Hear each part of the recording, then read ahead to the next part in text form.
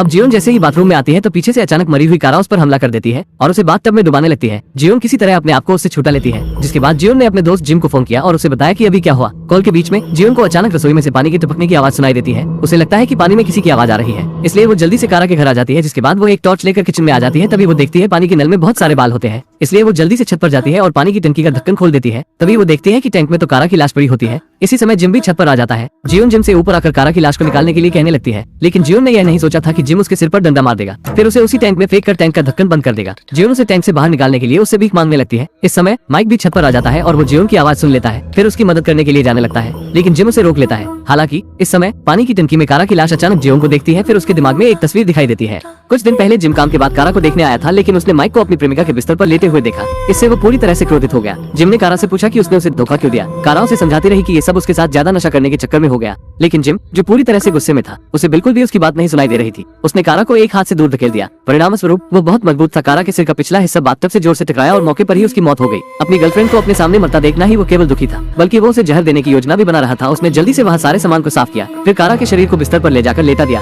जब माइक उठा तो उसने कारा को अपने पास मृत पाया। तभी अचानक से जिम ने वहाँ पर आने का नाटक किया। फिर उसने कारा की मौत का जिम्मेदार उसे बना दिया। फिर वे लड़े। अपना गुस्सा निकालने के बाद उसने भाई बनने का नाटक किया और वो लाश को ठिकाने लगाने के लिए तैयार हो गया। फिर उन्होंने कारा के शरीर को छत पर ले जाकर पानी की टंकी में फेंक दिया। सच जानने के बाद जियोन ने माइक को सब सच बता दिया। इस समय माइक को एहसास हुआ कि उसके साथ कितना अन्याय हुआ है। जिसके बाद वो गुस्सा होकर जिम की तरफ दौड़ा और जिम को मारने लगा। उसने जल्द ही जिम को नीचे गिरा दिया, लेकिन जब वो अपने चाकू से जिम को जान से मारने वाला था, तभी वो अचानक हिचकिचाया। फिर वो पानी की टंकी में चढ़ गया और पहले जियोन को बचाने जाने लगा, लेकिन कौन जानता था कि जिम ने उसका पीछा किया और उसे छत से नीचे धकेल दिया। इस समय जियोन पानी की टंकी में पड़ी थी और उसका दम घुटने वाला था। एक महत्वपूर्ण क्षण में कारा ने जियोन के शरीर में प्रवेश कर लिया। अपनी पूरी ताकत के साथ उसने वाटर टैंक को नीचे गिरा दिया। जिम ने जियोन को बहुत ही अजीब स्थिति में रेंगते हुए देखा। जिम इससे डर गया और सीढ़ियों की ओर भागा। आखिर एक आत्मा से उसका क्या मुकाबला। जियोन उससे पहले वहां पहुंच जाती है और उसे रोक लेती है। मरने से ठीक पहले जिम ने वास्तव में कारा की आत्मा के साथ एक प्रेम कार्ड खेला था। मुझे इसके काम करने की उम्मीद नहीं थी। जिसके बाद कारा का ध्यान उससे थोड़ी देर के लिए हटने लगा, जिससे जिम को मौका मिल गया और उसने जियोन को चुपके से चाकू मार दिया। जियोन दर्द से जमीन पर गिर गई। पागल हो गया। जिम चाकू लेकर जियोन को जान से मारने ही वाला था। इतने देर में कारा वहाँ आ गई और इस तरह से जिम का पापी जीवन समाप्त हो गया और कारा को आखिरकार बदला मिल गया।